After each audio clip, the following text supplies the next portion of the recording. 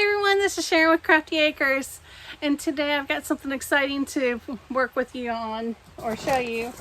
We're going to be planting up some sweet potatoes, and these are sweet potatoes that I had from last year, and I'll go ahead and get them laid out here, and then we'll go over why I'm doing it in the greenhouse and why I'm doing it, how I'm going to do it. See, this one's already got starts, and I'll show you how I got this going first. All right, let me get this set up.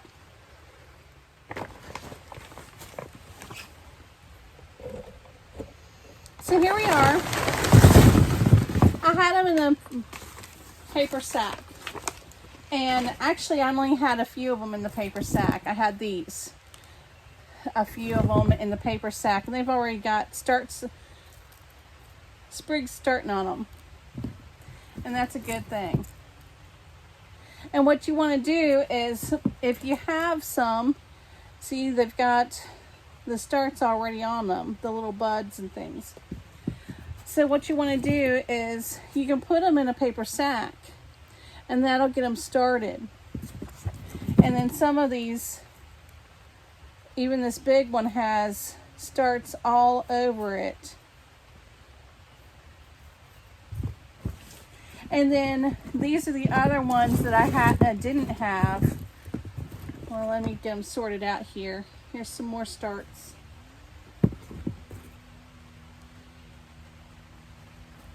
They're actually called slits. Once you take them off the plant, off the potato, they're called slits.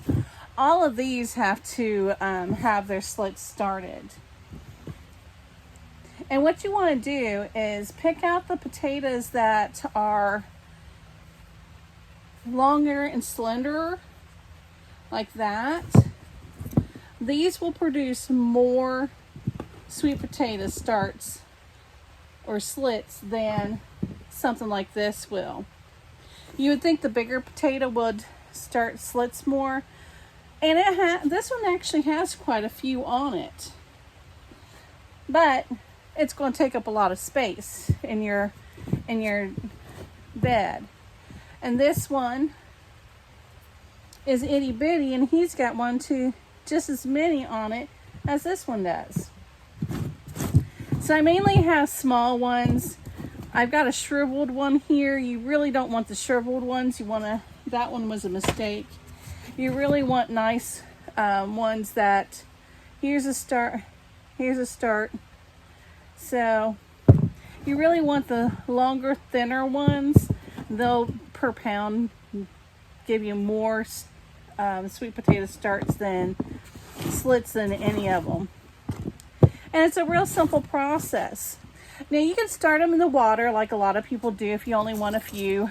If you want a couple dozen plants or 25 plants, you can start a potato. I think what they do is they put one in the bottom of a jar, put some water in it, toothpicks, and you'll have some potato starts. I want a lot of them. That's not going to be feasible for me. We plant around 200 and up on sweet potatoes. So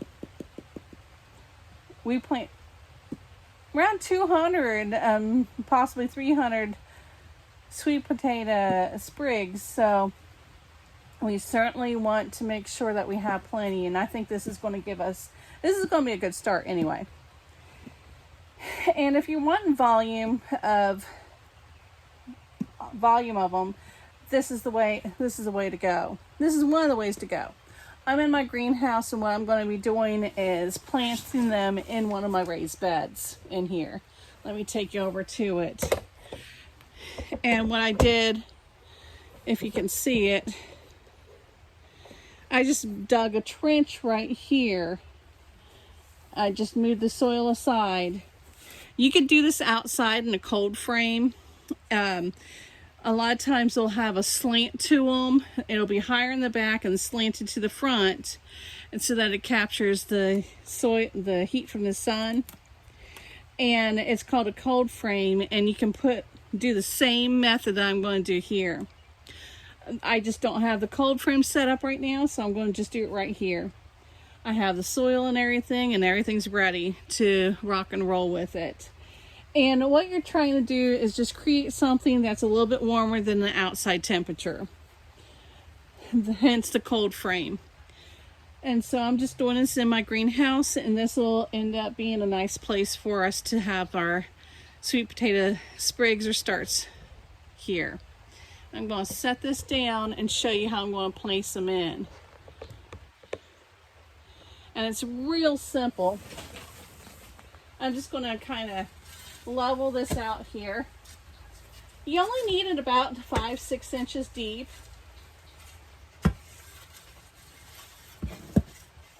And that's about what we have here.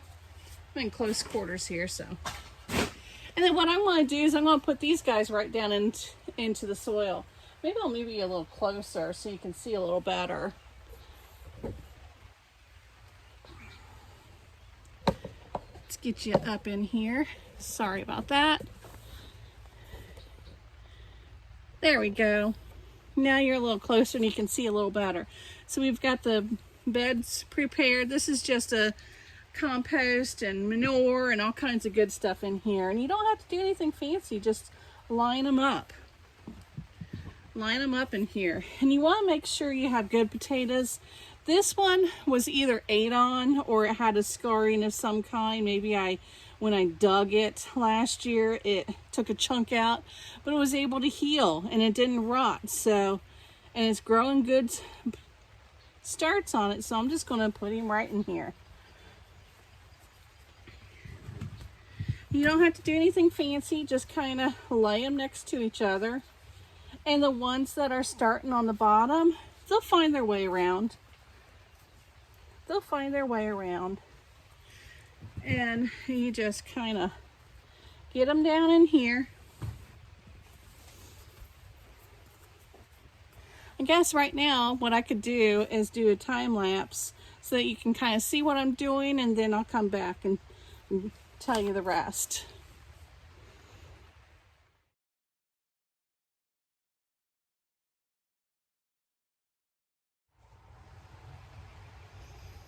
Okay, here we are. I've got them all lined out, and basically they're just kind of laid in there, not touching, but they've got some room. And what you want to do is just put them like that and then cover them over. Now, you don't have to have them in a fancy greenhouse like this. This isn't fancy, but it's very usable. It's homemade greenhouse. And we'll show you in future videos more about this greenhouse. But you don't have to have them in a raised bed like this. You don't have to have them in a cold frame even. You'd take a tote that has a lid on it, throw some dirt in it, some pine soil in it, throw in some sweet potatoes 3, 4, 5, 6 inches down, and put a clear lid on it. You'll have sweet potato starts. You'll have the sprigs to be able to use. And I'll show you once they get big enough. What you do is you take it and you twist and pull to get this off. But these are actually going to get much bigger because they're going to come through this soil. And I'm just going to start covering it back over while I'm finishing telling you this stuff. And what they're going to do is they're going to end up having they're going to grow up through this just like a regular white potato does in the garden. The plant's going to come right up through this ground, and so all the soil that it's coming up through, it's going to end up producing more root. They're going to be stronger sprigs than the ones sweet potato sprigs than the ones that you have in the jars. Not that that's not a bad way to go. Just some people need more than others, and some people don't have the place to do it. And I guess that's a good method for some, but I've always wondered how they come up with and how they did this. So I did a lot of research on it, and this is how it's done. One of the ways it's done. And so I figured I'm a little bit behind in time.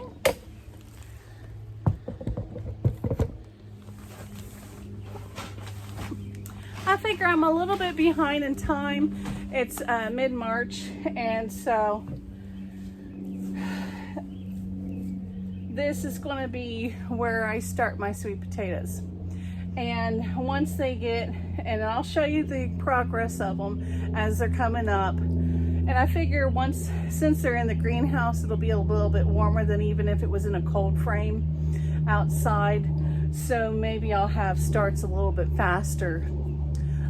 I may be just a little bit late. I'm not sure about my timing. I'm in 6A, so we don't really get them until the middle to end of May. I normally put my sweet potatoes in the last thing. So I get all my tomatoes, peppers, everything else in the ground, in the garden, and then it's time for me to start thinking about the sweet potatoes. And that gives them plenty of time. If I get them in the end of May to early June, it gives them plenty of time in my area to grow and become full big potatoes, sweet potatoes. So this is one of the ways that we do it. We're going to give this a try here. I'm going to go ahead and mark this off and mark it to where I know this right here, this section here is of sweet potatoes. If I find any more that I want to try to put in here, I'll go ahead and do that. I've got another bushel that I can go through and see if there's some more small ones that I can put out here. But this, I'm glad to have this started at least. And what about, where can you get your sweet potatoes to start them from?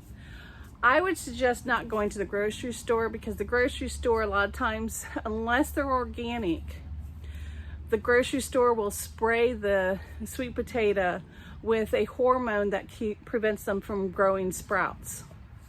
And so that's the same with a baked potato, or like an Idaho potato or a red Pontiac. They just spray the fruit or the potatoes so that they don't sprout. And so that's not a good thing. Even if you do happen to find one that has a sprout on it or can sprout, you'll wonder, what have they sprayed before this? So if you do want to do that, I would go ahead and talk to either someone that has raised them and maybe has some left over from the year before, and see if you can't buy a couple of them off of that person, or go to more of an organic store and ask them if they have any that they're sure that hasn't been sprayed. And for my area, I'm in zone 6A. We raise the Beauregard. Beauregard has a darker purpley skin to it. It's kind of like a reddish purple skin to it. You can look it up in any seed catalog and they'll be able to tell you what a Beauregard looks like. But that's a really good sweet potato for our area. And then depending on your zone, you could get different sweet potato types. You just look it up on Google, type in your zone and what sweet potatoes work best for my area, because a lot of times they are a long season, and I'm sure there's some shorter season varieties that you can get for like down in the south. All right, guys, I hope you enjoyed this. I hope you learned something. And if you enjoyed it and you know of anyone else that would find this interesting, go ahead and like and share it. And I'll see you next time. Thanks, guys. Bye for now.